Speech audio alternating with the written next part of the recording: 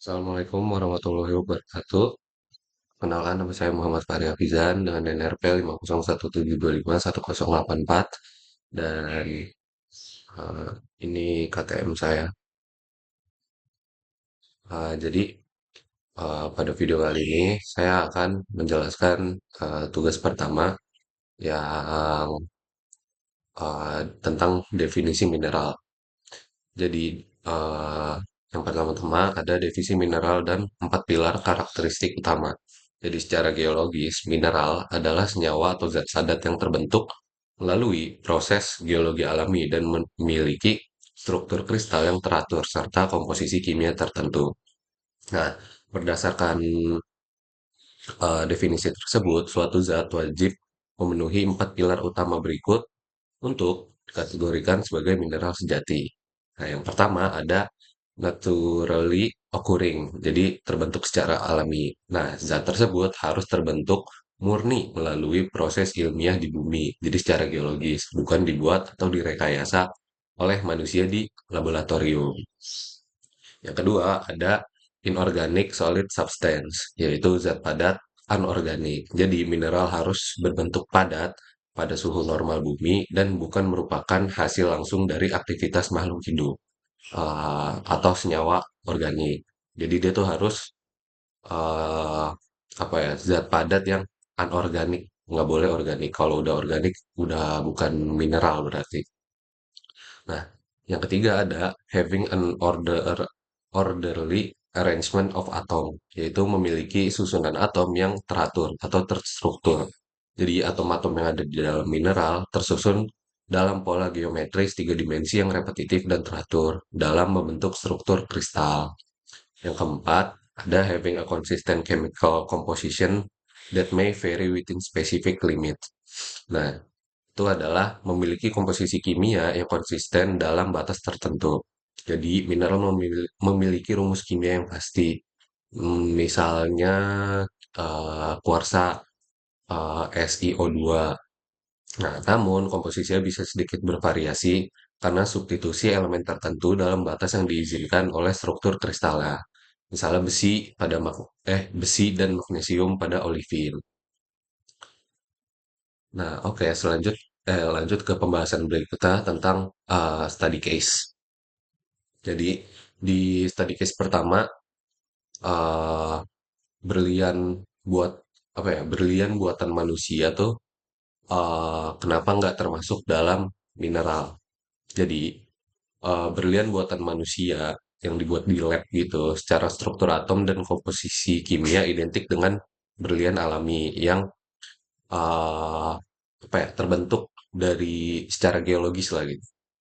Tapi zat ini tidak dikategorikan sebagai mineral sejati karena gagal memenuhi pilar pertama, yaitu yang naturally occurring, yaitu terbentuk secara alami. Berlian ini dibuat melalui intervensi apa ya, teknologi manusia di lab, bukan melalui proses geologi alami di dalam mantel bumi. Jadi kenapa berlian yang dibuat manusia tuh nggak termasuk ke dalam apa ya, mineral sejati karena di pilar pertamanya aja dia udah gagal. Di situ yang kedua ada status minyak bumi dan batu bara. eh Status minyak bumi dan batu bara kayak kenapa sering disebut SDM SDM SD sumber daya alam mineral maksudnya padahal secara komposisi keduanya bersifat organik. Jadi secara hukum dan industri keduanya sering disebut sebagai sumber daya mineral atau bahan galian karena diekstrak dari dalam bumi buat nilai ekonominya. Cuma secara sains geologi keduanya bukan mineral sejati karena komponen penyusun utama yang bersifat organik.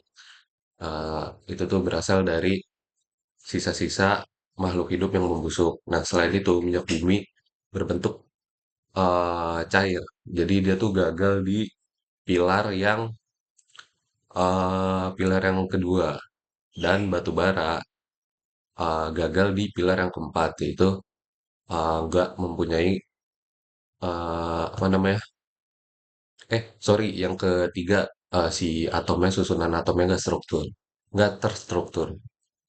Nah, selanjutnya Study case keempat, kenapa es bisa dikategorikan sebagai mineral? Jadi, es di alam dapat dikategorikan sebagai mineral sejati apabila terbentuk secara alami, misalnya es pada gletser atau salju. Nah, es memenuhi seluruh pilar. Yang pertama kan padat, habis itu terbentuknya alami, habis itu anorganik, habis itu memiliki susunan atom yang teratur. Habis itu rumus kimianya juga dia konsisten H2O. Nah, sebaliknya es batu yang eh, kita buat dalam kulkas itu nggak termasuk mineral sejati karena dibuat oleh manusia. Nah, selanjutnya ke study case terakhir, apa yang dimaksud dengan mineraloid? Habis itu beri diberikan contohnya seperti obsidian ya contohnya dan jelaskan mengapa zat tersebut gagal memenuhi syarat menjadi mineral sejati berdasarkan pilar di atas. Nah, jadi mineraloid adalah zat padat alami yang menyerupai mineral, tapi gagal memenuhi syarat memiliki struktur, gagal memenuhi syarat memiliki susunan atom yang teratur. Nah, buat obsidian sendiri, kenapa obsidian gagal dibilang jadi mineral sejati? Karena obsidian terbentuk dari lava yang mendingin dengan sangat cepat setelah erupsi vulkanik.